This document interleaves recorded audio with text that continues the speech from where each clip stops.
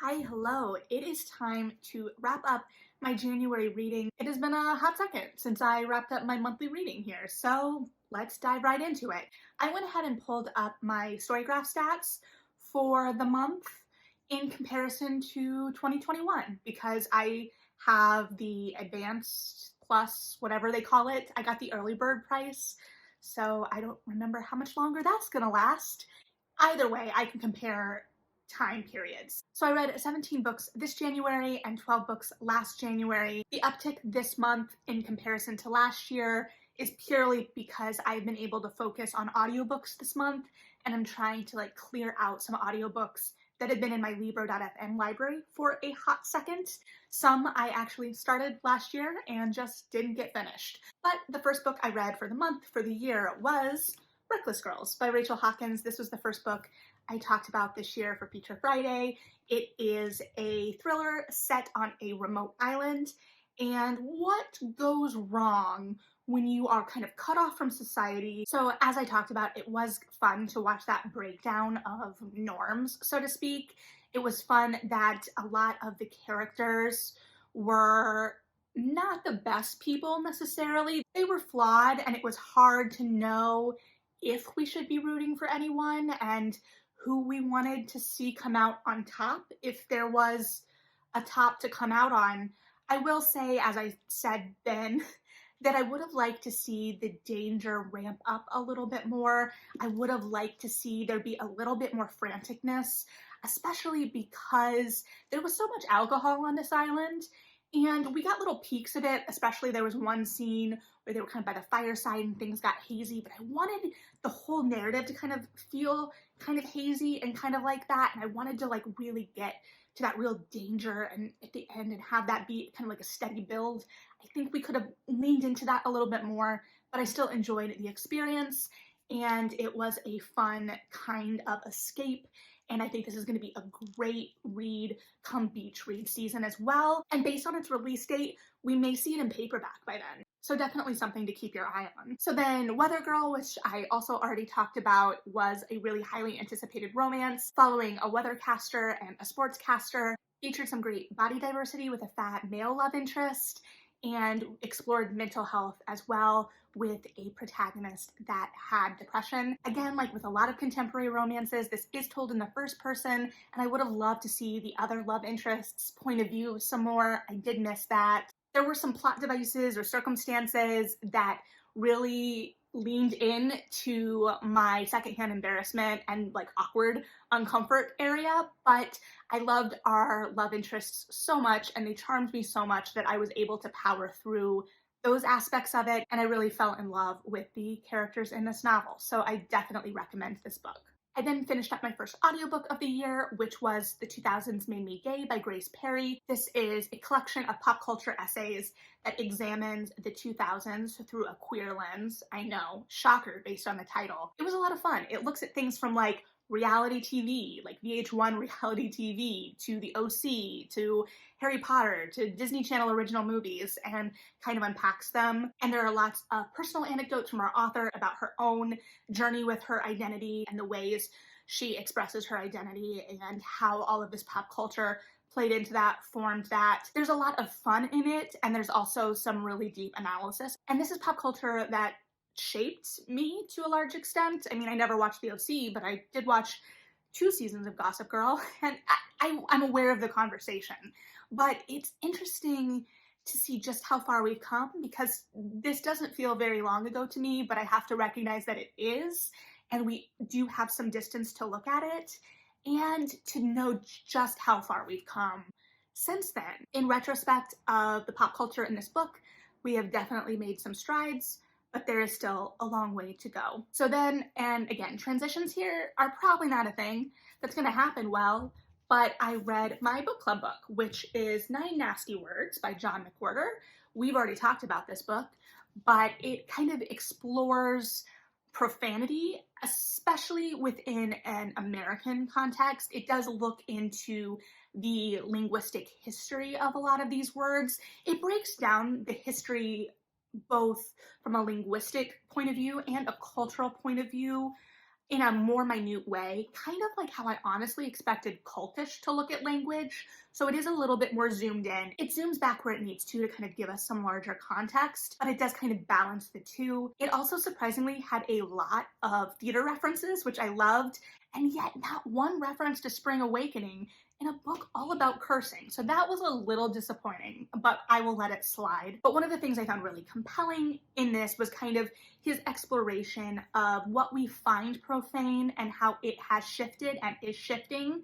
In that respect, I don't know if we will find this dated in any amount of time as our conception of profane continues to shift. I guess we will see. And it kind of looks at how historically we considered blasphemy of sorts the most profane, and it looks at that from both a religious angle, but also the angle of before writing was super common, how your word was expressed, what your word meant. So different areas, but it also kind of looks at how a lot of curses and things we might not even consider curses anymore stem from what would be considered blasphemous, and then how we shifted from that to the body feeling the most profane, and how that kind of roots back to how society shifted. We gained a lot more privacy, and acts of the body and things of that nature felt more profane.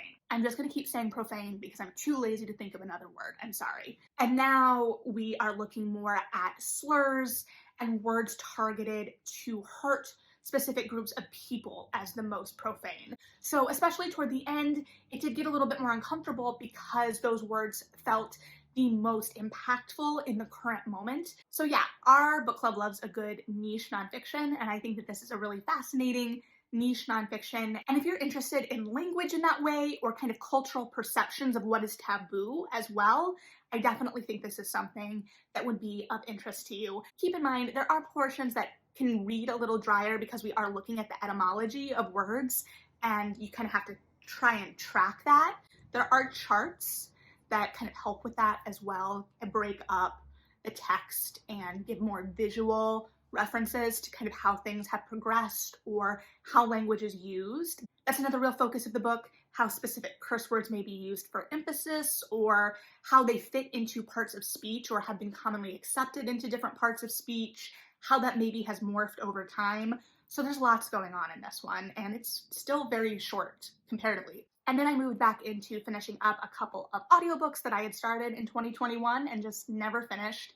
The first was Pumpkin by Julie Murphy. This is the third in the Dumplin' universe, and we do see some reoccurring characters from that universe in this, but it focuses on Waylon, who is a fat and out teen in this same school that we've been in, and his kind of jokey self-tape for like this universe's version of RuPaul's Drag Race leaks to the school, and this spurs some people to maliciously nominate him as prom queen. This is also coming on the heels of a breakup for him and some conflict with his twin sister in terms of how they see their futures differently. And so he's in kind of a pressure cooker of a spot, and he decides to go ahead and run for prom queen. And it has that charm that I personally have come to expect of the Clover City books. I don't know if it was my favorite in the series, but it was still a real joy to read or listen to. And then I finished up You'll Never Believe What Happened to Lacey by Amber Ruffin and Lacey Lamar, her sister.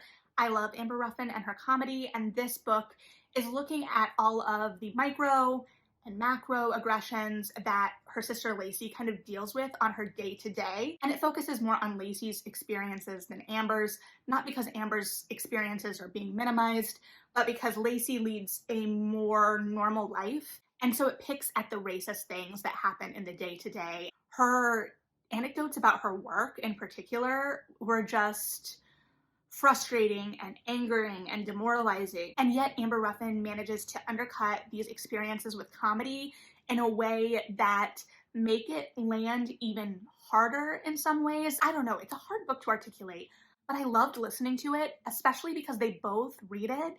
And so you get some of that sibling dynamic and that sibling back and forth, which I think is also one of the real highlights of the book. And I think, I haven't read the text, but probably comes across better in audio because you get that kind of like exasperation with your sister after she's been needling you. So I hesitate to say I enjoyed something like this, but I think it expertly did what it set out to do. And then I took a hard right and went back to the Dark Olympus series with Electric Idol by Katie Robert. This is the second in the series. The Cupid and Psyche retelling, Eros and Psyche in this iteration. They're interchangeable, go with it. I was very much looking forward to this one because I love Cupid and Psyche retellings, as I discussed in a whole video about Cupid and Psyche retellings and kind of the trajectory of different stories that have split off from it as a parent story. But this was a lot of fun. All of the sexy bits were the most canonically rooted, so do with that what you will. But if you also enjoy marriage of convenience tropes, which I admittedly do, this will definitely be up your alley as well, even if you haven't had your eye on the series yet. And then I read Anatomy by Dana Schwartz. This has been getting a lot of buzz. As you can see, it is a Reese's YA Book Club pick. I did a Feature Friday on this already. I really loved the voice, though I did find some limitations with its execution of different elements. I want to address that I have come across a Time interview with Dana Schwartz in promo of this book since I read and recorded my Feature Friday, and it left kind of a bad taste in my mouth, I'm not gonna lie. In my talk about the book, I mentioned that there was some kind of not like other girl energy coming from Hazel, and I tried to give the benefit of the doubt. I still am. But in that article, I didn't love what she implied about romance, especially because the romance in this book is not executed well. It's just not, to my reading. But that article also implied that this book is kind of a departure for heroines in YA, heroines in historical YA, in terms of her motivations and her not being spurred on only by love and a love story. One, I think love stories and romantic subplots are popular in YA for a reason. I was very drawn to them when I was a young adult. I'm still obviously very drawn to romantic plot lines, so I don't think they're bad in and of themselves, but I don't think that you're superior. Not that that was implied, but was a potential reading of the subtext if you go one way or the other, especially when you're still including elements of it and it's not executed well. Additionally, I think it's disrespectful to a lot of the other books in the genre that exist. I didn't mention them because I cut it out of my video, but books like Stalking Jack the Ripper, The Madman's Daughter, These Shallow Graves, The Impossible Girl. This narrative isn't a departure in the way that that article wanted to frame it as.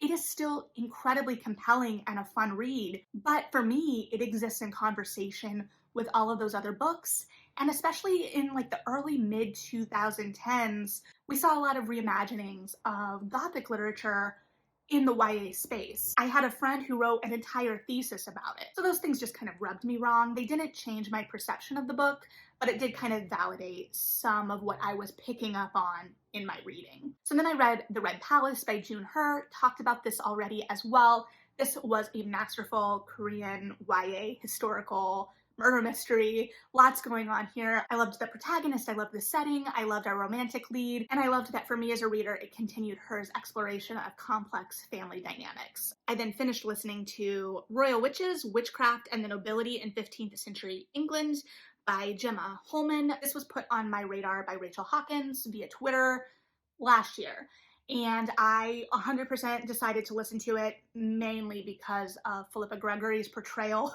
of the women in her War of the Roses series. I'm not gonna lie to you. So it was a really compelling listen, and it also deepened the history of accusations of witchcraft being used to undermine women in positions of power historically in England, so long before Anne Boleyn this was being used as a tactic. I then read In Deeper Waters by F.T. Lukens. This is a queer YA nautical kind of fantastical story. Unfortunately, despite the really gripping cover, I didn't love this one. It often felt a little too simplistic for me. I think part of it is potential spoiler. No, okay, so there's a mythical creature element that I always want to like, but is very hard to execute successfully in my reading experience. And I don't know if this does that because the character just feels a little too innocent, and that lack of depth just, I don't know. I did love the family this established and the sibling relationships in particular. That was super compelling. I could see this easily being a hit for fans of the Timekeeper trilogy. I think even if you like Tamora Pierce, who I do love, this might be up your alley if you're looking for like that more innocent. At the same time, the hero has to make a choice later in the book that does have some really big repercussions. and some weight to it that I thought was kind of at odds with the tone of the book to that point. So I don't know. It didn't work for me, but that doesn't mean it doesn't work for everyone. I've heard some really great reviews of this book, and I think it's worth checking out. And then I listened to Smile, The Story of a Face by Sarah Ruhl. This is by one of my favorite playwrights, though I admittedly haven't been as up on a lot of her more recent work, but it explores her journey with Bell's palsy. I had Bell's palsy when I was in college. I luckily recovered from it and have facial mobility, though I do catch myself sometimes looking at myself like, oh, is that side of my face really moving all the way? I think I only have like one picture that was from that time, and it was when I thought I was starting to get better, though looking at the picture now, I was not, and I'm still in my glasses because I couldn't wear contacts again yet. Sarah Ruhl did not gain mobility back, so it was very interesting to hear her talk about her experience. It was interesting to hear her talk about like the creative projects that were going on simultaneously. Like she was talking about In the Next Room, one of my favorite of her plays, in the narrative, just, you know, when I was writing In the Next Room. One bit that really stuck with me though is she was talking about, she was working with, I think, a regional theater, some developmental opportunity, and she talked about how she wasn't able to be there as much. I think she was a new mother at the time still, on top of dealing with this Bell's palsy, and she was at the theater for like the reading, and the artistic director, she was in conversation with the artistic director, and he like basically chewed her out for not being as present, and this idea that she had not given that theater the best iteration of her work because she wasn't as present as she should have been as an artist. And it filled me with a lot of rage. And the idea that the system still talks to her this way, I'm not going to get on my theater tangent, I'm not, but I have a lot of critiques, and the fact that I saw that showing up even here, I was unfortunately vindicated in a lot of those critiques. So anyway, I then finished this, To Paradise by Hanya Yanagihara. Again, I've talked about this, so I won't linger too long, but this is her follow-up work. Follow-up in that it's the next, not in that it's related to A Little Life. It's separated into 3 distinct sections that explore a lot of similar themes and have different iterations of the same characters, all in conversation with each other, though not the same characters. But the longer I sit with this, the more I think about it in terms of To Paradise, the title, how we end each section, how we're not given answers, and the idea that this book is kind of exploring the ideas of purgatory and this sense of striving, that we're striving to paradise, we're striving towards something, and we're kind of just repeating it and trying new iterations until we can get it right. And will we ever get it right? So I think this book is very much interested in opening dialogue, exploring questions, asking questions, not so much in giving answers. Did I enjoy my reading experience of it? I honestly don't know. I'm glad to be in on the conversation, I guess, but I don't know that I found a lot of enjoyment from the experience in the more traditional sense. I don't know. I'll continue to sit with it and we'll see. All right, and then I reread Red, White, and Royal Blue by Casey McQuiston for Romance Book Club. We actually haven't talked about this yet because we had to move back our meeting. I was worried that I was going to respond differently to it this time. I read this right when it came out in 2019. It was actually one of the first things I've ever pre-ordered from an author I didn't know, from a book I didn't really know anything about. I just liked the premise, and the premise delivered. We've obviously seen this blow up online since it came out. I'm not going to dwell too long on it. I will say I was a little nervous after rereading The Hating Game and reading some parts of it much differently than when I first read it, because I enjoyed the reading experience of this book so much the first time, and I enjoyed it this time too. I had a great time. So then I moved back to audio and finished up, I think I just started this, Ophe's Ghosts by Justina Ireland. This is a middle grade that follows a young girl who moves to New Orleans to work in a household with her mother after something very tragic happens to her father in their hometown. And after this tragic event, she is able to see ghosts. So I definitely cried multiple times while listening to this. Also, it is narrated by Bonnie Turpin, who is one of my favorite audiobook narrators. I don't really remember a lot of narrators or have an intense connection, but whenever I hear her name at the beginning of an audiobook, I immediately just kind of relax and know I'm in for a good time. I love her narration. Additionally, This cover is by Vashti Harrison, which I don't remember if I caught when I first talked about this book or not, but she is one of my favorite illustrators right now, hands down, if not artists, period. I love her work. It brings me such peace and joy. Actually, I feel like I did talk about it. It doesn't matter. I loved it. So there were a lot of really great artists in addition to Justina Ireland involved in this and putting their support behind it. And I absolutely loved this book. I definitely cried multiple times listening to it. When I was a middle grade reader, I was obsessed with ghosts in books, though not necessarily like the really, really scary ghosts, like not the Goosebumps side of things, but like the Eva Abedson type side of things. Were there ghosts in that one? She did dial a ghost, right? It doesn't matter.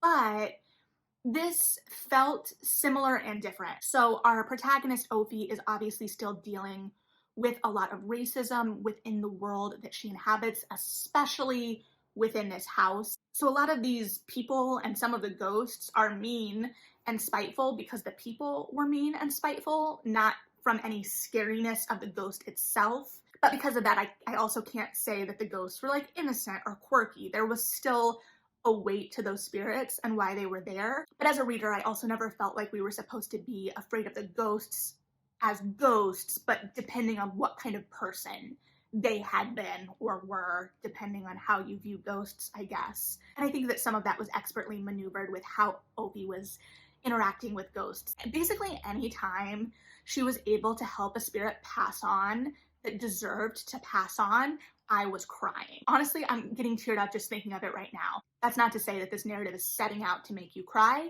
just apparently that I cry easily in this instance. Moving on, I read Wahala by Nikki May. This book had me feeling some emotions very intensely. So, okay, it's kind of a thriller. It's pitched kind of as a thriller, but really we're following this group of 3 friends, and then a new entity is introduced. And a couple of them were born in Nigeria and have lived in London since. And one of them, her father was Nigerian and left her mother, has lived in London since. So they all have some ties to Nigeria. And this new woman who was introduced was a childhood friend in Nigeria of one of these women. And we watch the group dynamics kind of shift with the introduction of this new entity, and we are getting each woman's point of view except for Isabel, the new introduction. And so then we see how this shift kind of changes a lot of their lives and the choices they're making. Now keep in mind the given circumstances that we were set into in these characters' lives, they were already kind of wobbling. There was already something not quite right. And then we watched them make choices that made me want to throw my e-reader screaming, no! But I didn't because I didn't want to break my Kobo. But I was tense, like I was anxious. I was emotionally invested. Sure, the middle section kind of slowed down a little bit, but I was there. I don't know that I'd call it a thriller because it was much more character driven to me and it felt kind of obvious. Not necessarily some of the reveals, but where the maneuvering was happening, what was going on that hand. And part of that too is inherent to the structure of the thing. But the voice of these women was so good because we do get different points of view and they're all really flawed, complex, not necessarily likable women, but in very different ways. And we're getting to see these women in their 30s live these complex lives, express their discontent and maybe dissatisfaction with their circumstances, whether we feel those are justified or not, whether we feel the way that is expressed is mean or spiteful or not, whether the choices they make I'm rooting for or think are stupid in some instances. I'm always compelled by these characters. I actually had to switch to the audiobook on this because I was getting so stressed out. Usually I would say that I can read faster than I can listen, but here I was able to process a little faster on audio and it helped reduce my anxiety a little bit because I was invested. I was like, please don't do that. Oh, you did that. All right, well, I guess we got to live with this now. And by the point where we got to the, I guess we've got to live with this now, I was like, nope, I can't. I just need to know whether this is going to be okay or not be okay, because I have no expectation that this is necessarily going to be okay. I need to know. So yeah, I think that this did potentially unlikable, or I would say more complex. Some of them are kind of unlikable. female characters and especially female friendships and the dynamic of female friendships. The dynamic of female friendships in adulthood. These are friendships that have carried over from college, how they've grown and morphed and changed, how you've known different iterations of this person. You carry all of this history. There's a lot there, and I thought it was really compelling, but also pretty stressful, so just be aware. And then to finish up the month, I read How to Find a Princess by Alyssa Cole. This was her release from last year in the Runaway Royals series. It was her lesbian Anastasia retelling, and I had been really looking forward to it. Just hadn't gotten to it yet. Unfortunately, I'm really sad to say this is definitely not my favorite Alyssa Cole. Keep in mind I am grading her on a curve because I love her books so much. It felt a lot less active than I was hoping. I really loved our love interests are Makeda, who is kind of the potential Anastasia character, and Bez, who works for like this monarchist association and also was involved with the royals dating site. So we did meet her in the first book of the Runaway Royals, not to be confused with the Reluctant Royals, though they're all connected. It's all part of the Alyssa Cole Royals Extended Universe, which I am all about. I will say it feels the most distant because in How to Catch a Queen, we got to see a lot of the other royals, and there was that really charming group text, and we didn't get any of that here. We were disconnected from a lot of it, and we didn't get to Iberania, this country that Makeda is potentially the princess of, until the very end. So we didn't even really get to see her interacting with this different setting and potentially getting to see some of our other characters and royals that way. I will say once we moved on, we spent a lot of time on a freight ship, which I actually really enjoyed the freight ship. It kind of upset the world a little bit. And I really liked Makeda because she is basically a recovering people pleaser.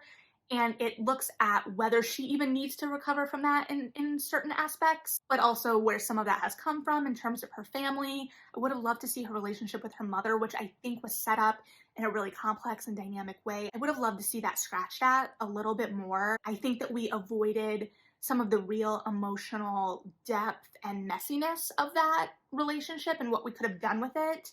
I do think also, though, that Makeda would have tried to avoid that messiness, so I get it. I understand why we avoided that. It was in character, but I don't know. And because we had Makeda and Bez so isolated for so much of the story, and so much of Bez's flirting at the beginning especially felt like it was very rooted in her goal to get Makeda back to Iberania, I think I would have liked to see them interacting against the wider world a little bit more. We get to see them interact in relation to the other people on the ship, but they're also playing newlyweds. There are definitely some fun setups to this. I just wanted a little bit more. So it wasn't bad. I just really love Alyssa Cole's romances, and this just wasn't my favorite of her romances, unfortunately. I am really anxious if we're going to get a third book in this series, though. I haven't seen any announcements for romances for her recently, and we were getting really spoiled there for a long time, so I get it, but I would also really like a new romance, please. I would also be really interested to see if we're going to get a romance series from her outside of the Royals universe again, and if so, when and what it's going to be. But yeah, so that was my January. A little bit longer than I anticipated, but also good because I had a lot of books to talk about this month. We'll see if I can keep it up. Again, part of that is just due to the fact that I had a little bit more time to listen to books this month. So what did your January look like? What did you read and really enjoy? Have you read anything that I read this month, and what were your thoughts? But overall, I'm just hoping I can keep this energy into February. So have a good one. Thanks for hanging out. Read something good, and yeah.